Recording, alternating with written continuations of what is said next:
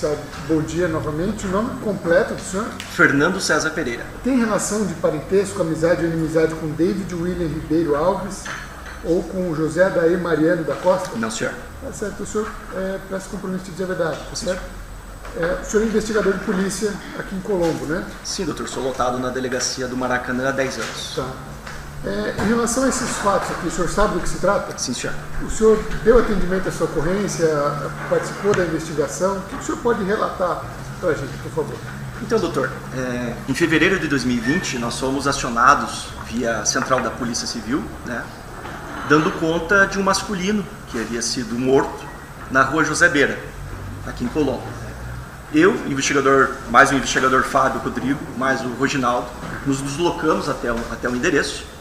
E chegando lá, o corpo não estava na rua José Beira. Ele tinha sido atendido pelo SAMU, ainda em vida, e morreu no procedimento na viatura do SAMU.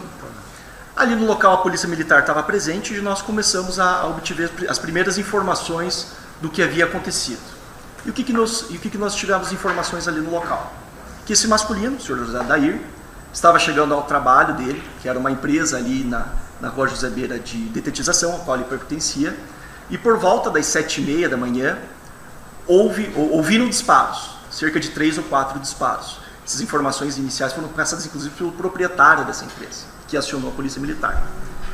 Esse proprietário, ao chegar, quando ele viu o masculino lá, o funcionário dele no chão, né, deitado, ele acionou a polícia militar e o SAMU, que foram até o local.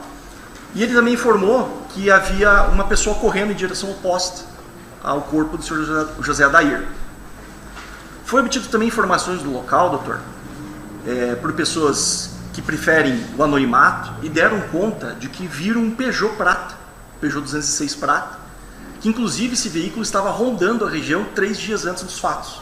Sempre passava ali na região rondando. Isso foi algo que chamou bastante atenção dessas testemunhas anônimas que passaram as informações tanto para a polícia militar ali no local quanto para nós também.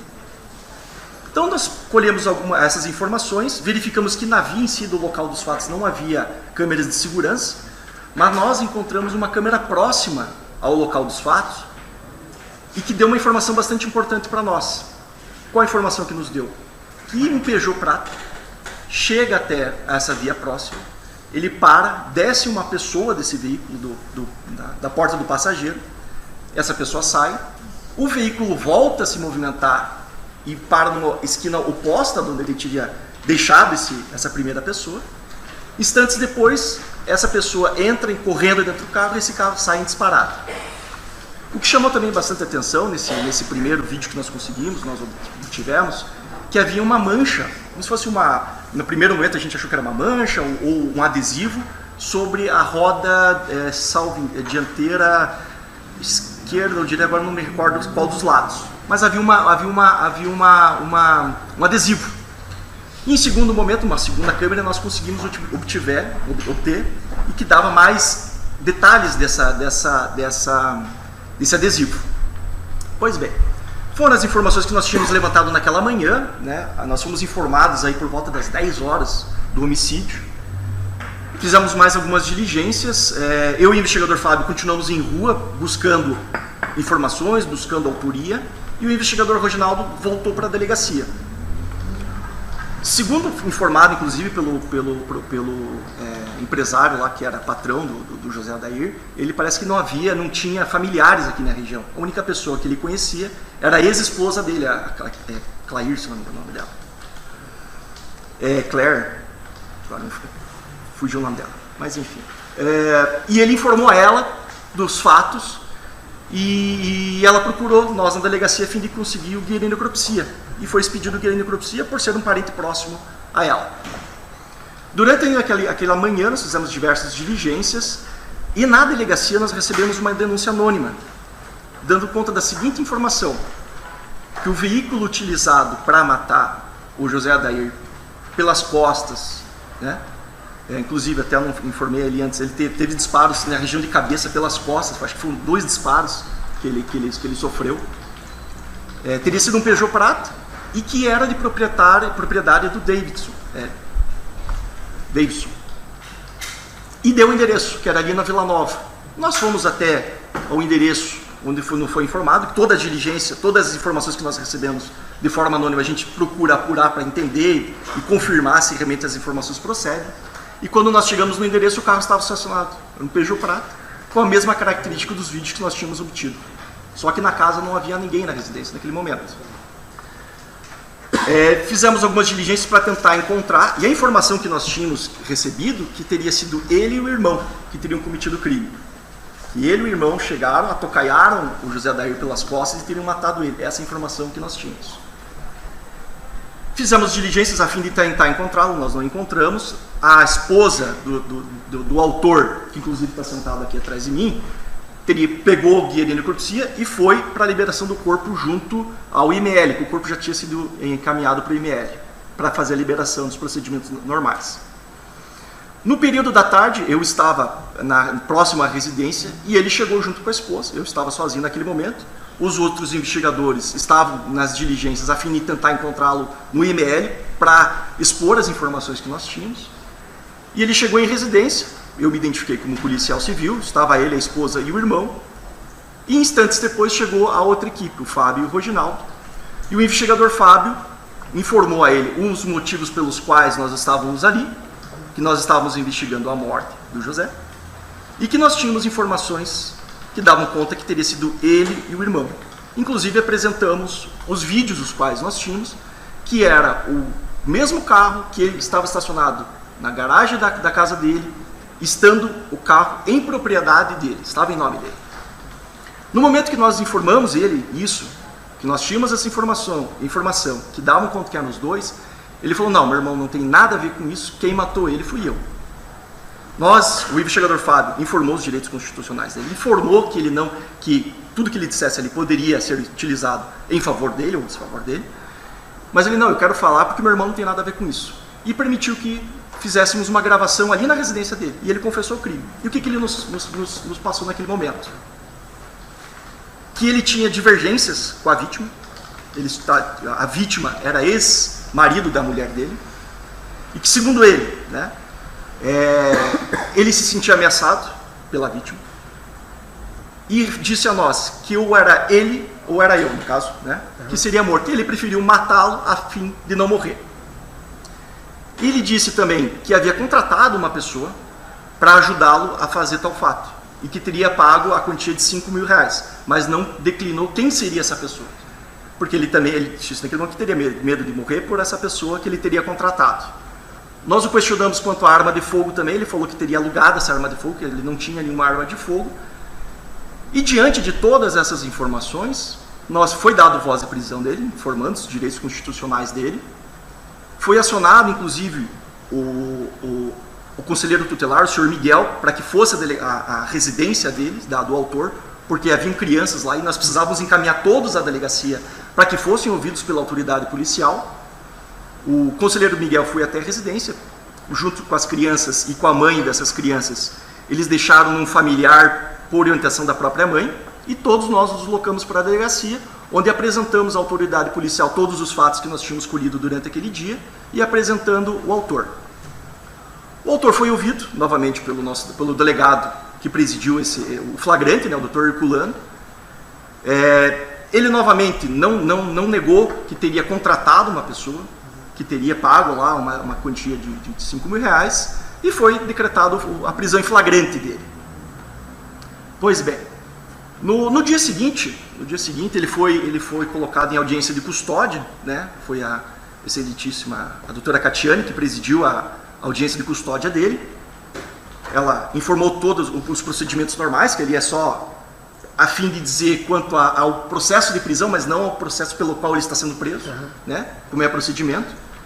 E ele não negou que teria dito, que teria matado, que teria contratado uma pessoa para matar. Ele, ali na frente da doutora Catiane, inclusive, ele falou que teria contratado uma pessoa. Mas nessa própria audiência ele teria dito que nós teríamos, de alguma forma, coagido ele a assumir o crime.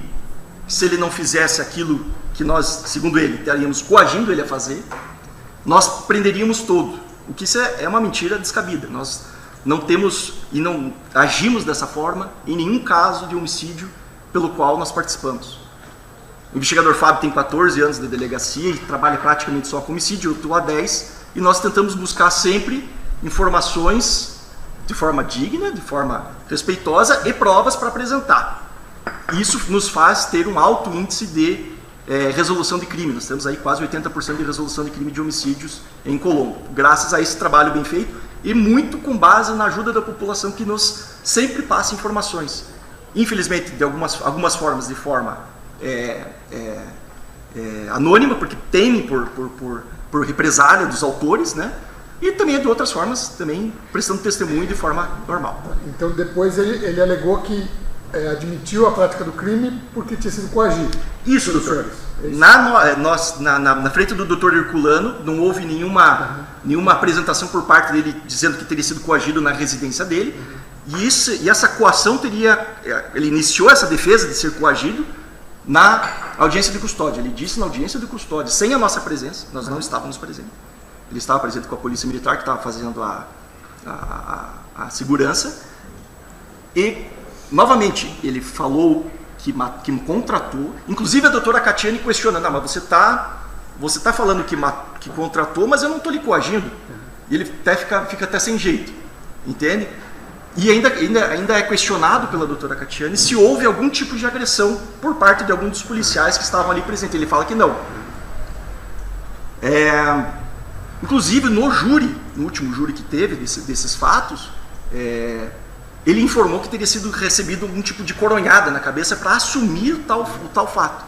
E eu afirmo novamente ao senhor, aos presentes, que jamais nós fazemos qualquer tipo de coação, quanto mais uma agressão, que é algo pesadíssimo, né?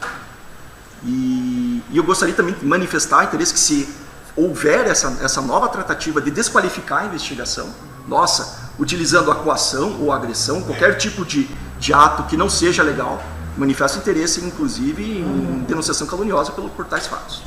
Em relação ao ponto específico, o senhor disse que ele relatou ali, quando foi surpreendido pelo senhor, pelo Fábio, estavam presentes, sobre a dinâmica do que aconteceu ali. Ele falou como que aconteceu o fato? Doutor, ele disse que estava sendo ameaçado, se sentia ameaçado pela vítima, né? Nós tínhamos a informação que teria sido ele e o irmão. E a dinâmica mostrava, naquele momento, que isso teria realmente algum tipo de fazia sentido para nós. Mas ele, para livrar o irmão, ele assumiu no primeiro momento, não, o irmão não tem nada a ver com isso. O irmão não tem nada a ver com isso. Eu contratei uma pessoa para matar. A dinâmica de como que se ele já foi para praticar o crime, como é que foi, como ele chegou, ele chegou a contar? Para nós, não. Ele repassou que contratou uma pessoa, não sabe dizer quem, né? Ele não declinou o nome, de onde conhecia essa pessoa, só disse realmente que teria pago a quantia de R$5.000 e efetuou o homicídio do José. Mas não disse que teria feito esse levantamento anterior. Mas as informações que nós temos de testemunhas anônimas, infelizmente, dão conta que ele premeditou, que ele foi lá atrás outros dias para verificar que horário que ele chegava, né, a vítima chegava, que hora que ele chegava no trabalho, e no dia em questão ele conseguiu lograr êxito. Foi por volta das 7h30, 7h40 da manhã que ele conseguiu encontrar a vítima e atirou pelas costas, acertando, salvo engano, 2 tiros na cabeça. Essa questão que ele disse para o senhor que era ou eu ou ele, né? Ele relatou especificamente o que aconteceu, se era alguma coisa pretérita, se foi algo que aconteceu na hora ali, ele falou sobre isso ou só disse isso, eu ou ele? O autor, ele é casado, é amaziado com a ex-esposa da vítima, a Cléa. A Cléa, inclusive, tem 2 filhos com a vítima. Eu lembro que era uma menina que na época tinha 9 anos e mais uma criança de 1 ou 2 anos. E ele relatou que estava se sentindo ameaçado, mas não disse detalhes do que havia ameaça. Mas não há em nenhum registro policial, doutor, qualquer tipo de queixa por parte do autor de ter sido ameaçado pela vítima. Não há nenhum registro. Fizeram essa pesquisa? Fizemos essa pesquisa. Inclusive, doutor, importante até informar o senhor, o único registro que nós encontramos de 2018 dá conta de que a Cléa, ex-esposa do José Adair, ela agrediu o José Adair, inclusive ameaçando com uma faca. E o José Adair teve que solicitar a polícia militar que intervisse, segundo lá o relato que está no boletim de ocorrência de 2018... Só uma parte, esses fatos estão incluídos nos autos? Histórico policial, não sei. Chegou a juntar isso ou não? Não tenho certeza, doutor. Tá. Então, não, pode falar. Continua? Pois não. Segundo o relato do boletim lá de 2018, o senhor José Adair estava em casa e por volta das 2 da tarde a Cléia teria acordado e eles tiveram uma briga e a Cléia teria dado uma vassourada na filha dela e ele teria pego uma arma, uma faca, tentado pegar uma faca e partido para cima do José Adair, que foi necessário ele solicitar a polícia militar. Então é o único registro, do registro, é o único registro que nós temos deles, tanto da vítima quanto dos autores, do autor, de algum registro policial entre as partes, mas do autor relatando algum tipo de ameaça, não há nenhum tipo de registro. Perguntas pelo Ministério Público?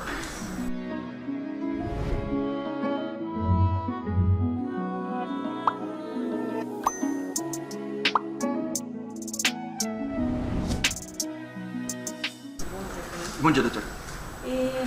Você fez, a senhora junta e fez o relatório da interceptação, né? Perfeito, doutora. Na verdade, da transcrição. Você lembra ali, Ali é a testemunha do Josinei Alexander Ribeiro? Não me recordo do nome, doutora. Tá, os dois celulares que foram transcritos as mensagens é do réu e do irmão dele. Isto, tá. Tá. Isto. Eu vou ler aqui, consta no evento 3852, aqui a conversa. Você está onde? A pessoa respondeu, Cajuru. Vai demorar? Daí eu respondi, a paisana passou aqui. Sério? Blazer preta. Mas não chegaram. Ah, sim. Mas olharam aí, um deles veio até aqui na frente falando no telefone. Eu nem saí para ver. Fiquei observando. Ah, sim. Ele estava no telefone. Os dois falam. Foram olhar o carro, com certeza. Isso bate com o que você falou quando você foi lá na casa? Isso, desculpa, acabei não me recordando desse relatório. Sim, nós foi fizemos esse relatório. Carro, isso, quando nós tivemos... Porque assim, doutora, nós recebemos diversas informações de diversos crimes. Então, nós sempre procuramos apurar as denúncias que nós recebemos. Quando nós recebemos a denúncia de que se o Peugeot prata utilizado de crime seria da pessoa, do fulano de tal, o David, e que, acho que é Rua Araguaia, ali na Vila Nova, nós fomos apurar a informação. A Blazer preta era a viatura da nossa equipe.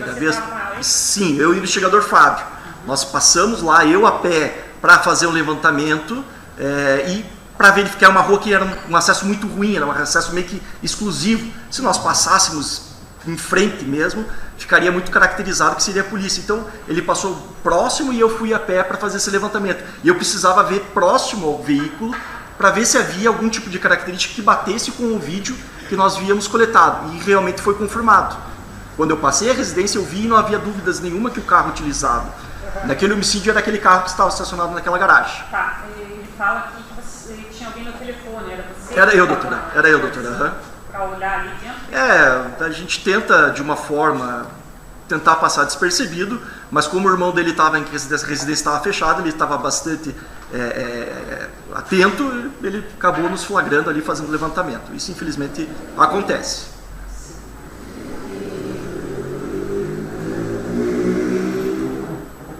Nas câmeras da região ali do homicídio, foi verificada essa questão que ele rondava a região lá? Foram buscar, ali a rua mesmo, a José Beira, no local dos fatos, não tem pouquíssimas câmeras à época dos fatos. Nós não encontramos câmeras que tivessem capturado. Essas informações foram repassadas de forma anônima, né? Eu vou precisar que mostre aqui, porque é uma questão que é visual aqui. O evento 385.2, ele está nas fotos. 385.2.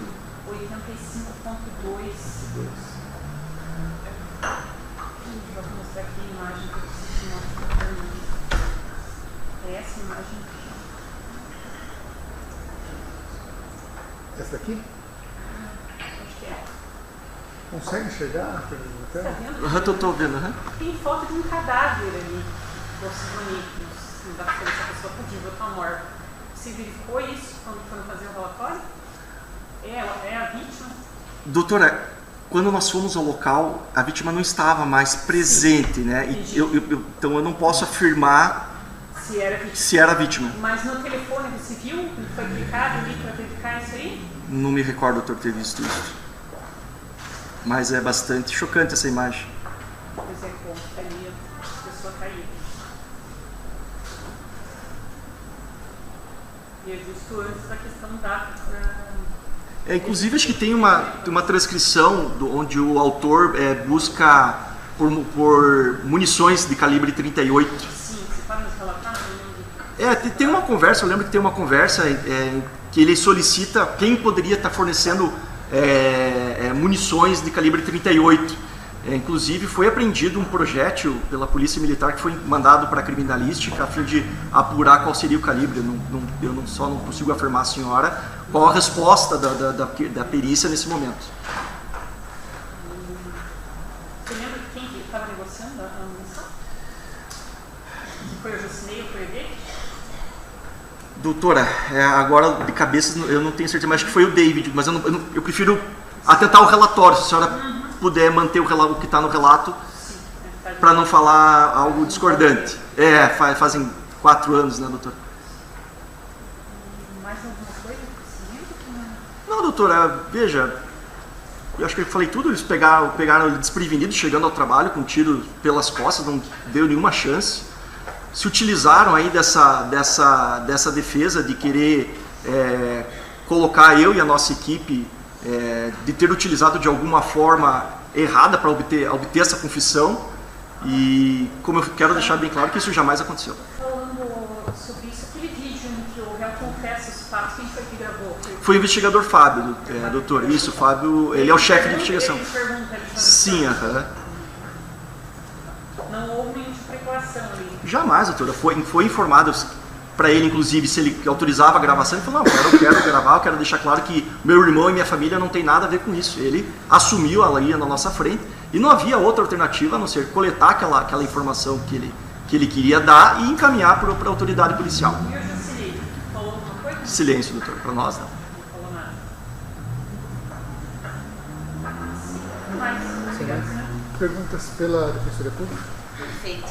Obrigada, Fernando, por ter vindo. Bom dia. O senhor falou que quando chegaram ao local do fato, o senhor José não estava mais no local, certo? O senhor chegou a se comunicar com a ambulância para ver em que estado o senhor José estava no caminho e aonde que houve o óbito? O senhor se recorda? Doutor, eu lembro que nós fomos informados por volta das 10 horas da manhã quanto a esse homicídio. E segundo foi apurado, o fato teria acontecido por volta das 7h30, né? Dar-se prioridade ao atendimento, parece que a vítima ainda estava em vida. Então, como o SAMU chegou, estava em vida, o procedimento é tentar salvar aquela vida. Quando nós chegamos, a Polícia Militar apenas estava presente e o SAMU tinha acabado de sair, né, naquele momento. Porque agora não sei dizer em que momento, se ele morreu ainda dentro da viatura no local ou no trajeto para atendimento dessa vítima. Mas o corpo nem o SAMU estava no local. Mas ele certamente estava em vida porque foi acionado o SAMU. Isso, qual é o procedimento? O SAMU, quando chega no local de morte, ela verifica os sinais. Se não há sinal de vida, ela já não mexe no corpo até para preservar possíveis provas e que não atrapalhe a investigação e todo o procedimento que vem após os fatos. Mas se há vida, a prioridade é a vida. Né? Então, o procedimento não tem nada o que se contestar da parte do SAMU. Tá certo. E chegando ali ao local, o senhor se recorda dessa polícia militar que chegou antes, né? Que o professor disse, já tinha preservado o local de morte ali, tinha isolado alguma coisa para fazer algum tipo de perícia ou não aconteceu nada disso? Não. Quando nós chegamos, só estava a polícia militar ali e não havia nenhuma restrição que eu me lembro. O senhor se recorda se foi feita a perícia do local? Doutora, eu acho, não lembro se foi feito porque não havia corpo, não havia nenhuma marca ou coisa do tipo. Não havia vestígio. Não havia vestígios que levassem à necessidade de uma perícia no local. Eu não me recordo se foi feito, doutora. se recorda que havia uma imagem, um vídeo de segurança da esquina da empresa em que capturou, inclusive, imagem do carro, o senhor se recorda de vocês terem visto esse vídeo? Acho que é o vídeo que nós anexamos. Sim. Nesse vídeo também tem um outro carro que sai logo depois, um carro vermelho, se eu não me engano. O senhor se recorda desse momento?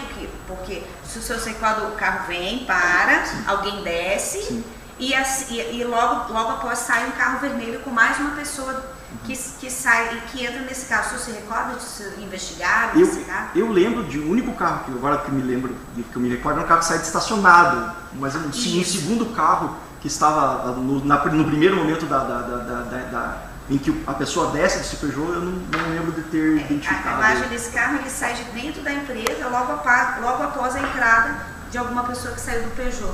Era um carro vermelho. O senhor lembra se vocês chegaram a investigar, conversar com essa pessoa? Não. Eu lembro que havia um carro que saiu de uma empresa, mas nós não vimos nenhum nexo com o fato, então não chegamos a procurar essa pessoa, não. Tá, então nós temos um carro que chega, desce uma pessoa, abre o portão, entra na empresa. E aí logo depois um carro sai de dentro da empresa e os senhores não viram nenhuma possibilidade de nexo nessa situação? Eu não me recordo de nenhum nexo com o Peugeot Prata. Certo. Os senhores chegaram a conversar com as pessoas que estavam dentro, na empresa no momento do... Nós conversamos com o proprietário Ele estava lá no momento? Ele estava, e salvo engano, inclusive foi ele que acionou a Polícia Militar e o SAMU. Os senhores chegaram a rolar ele como testemunha lá no inquérito? Não posso afirmar, senhora. Tá certo. O senhor disse que recebeu denúncia anônima de que o carro já estava rondando, né? Sabendo da existência dessa câmera que pega exatamente a entrada ali da garagem da empresa, os senhores foram atrás de imagens de dias anteriores para que verificasse se seria verídica essa informação, de que eles estariam de fato andando? Não conseguimos nenhuma imagem que identificasse esse veículo encontrando. Essas informações, inclusive, inicialmente foram passadas pela Polícia Militar, inclusive consta do boletim, e as informações desse carro rondando foi passado por testemunhas no local. Entendi, mas nós não encontramos imagens. Não encontraram, mas foi verificado? Foi buscado, sim. Tá. Foram buscados, mas na via em si, que eu me lembre, na José Beira não havia câmeras. Tanto é que nós não conseguimos nenhuma câmera que filmasse o ato em si, da chegada da vítima, nem como os disparos pelo autor. Tá, mas se o senhor se recorda, a empresa é uma esquina, né? E a câmera pega exatamente a esquina da empresa, que é da onde a gente vê o Peugeot subindo, alguém descendo e entrando pelo portão. A câmera é o portão da empresa. Não. Esse vídeo que está anexo, que nós conseguimos, ela é um pouquinho distante do local dos fatos. Fica uma quadra, um pouco mais. Mas não tem visual da entrada da empresa, da vítima. O José Adair não capta a entrada dele, ela fica mais distante.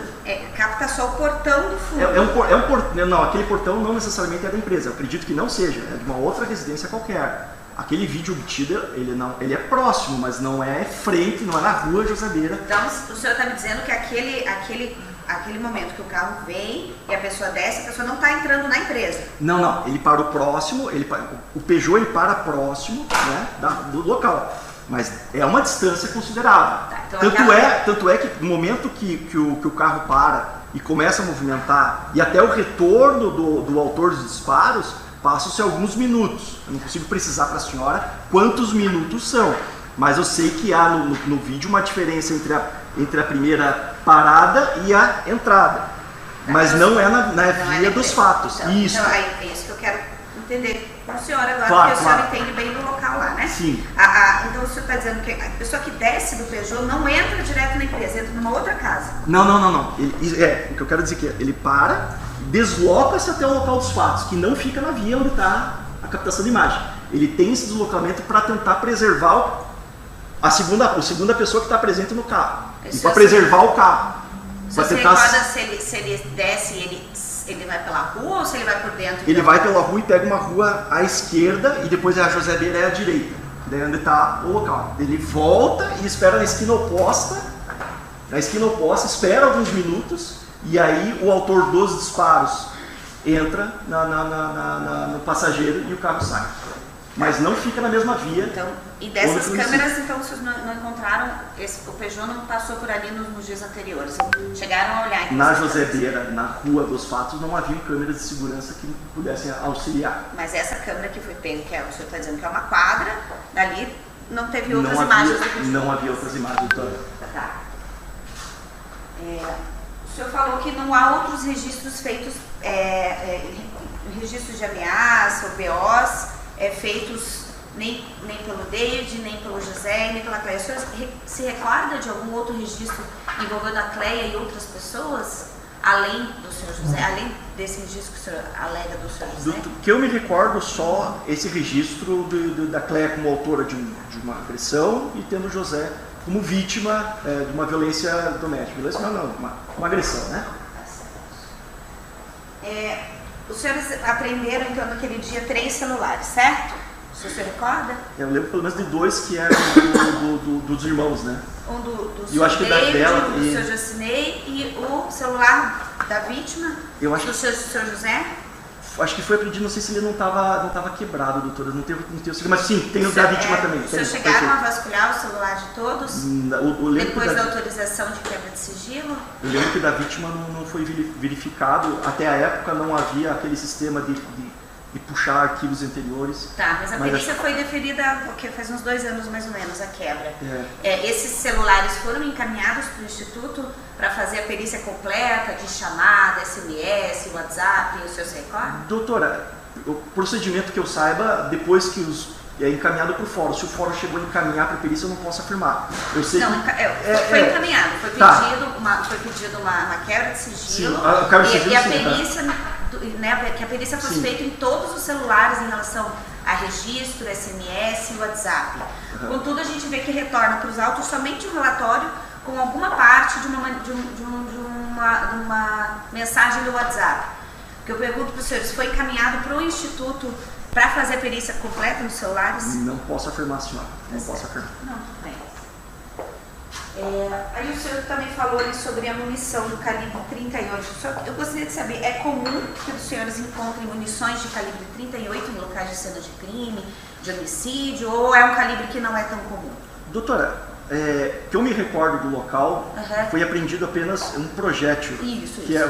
E foi apreendido pela própria Polícia Militar. Não foi encontrado estojos, porque de forma geral o calibre 38 é utilizado em revólveres, e o revólver ele não expele o estojo, né? E às vezes é encontrado apenas o projétil, que é aquela peça metálica que... Mas a minha pergunta é se é uma munição de calibre comum. É comum, doutora, não é difícil de encontrar, principalmente no mercado negro, infelizmente consegue-se essa munição, né? Tanto de calibre 38 como de 9mm, mas é bem comum. Sem mais perguntas, senhores. Algum esclarecimento, alguma pergunta pelos jurados?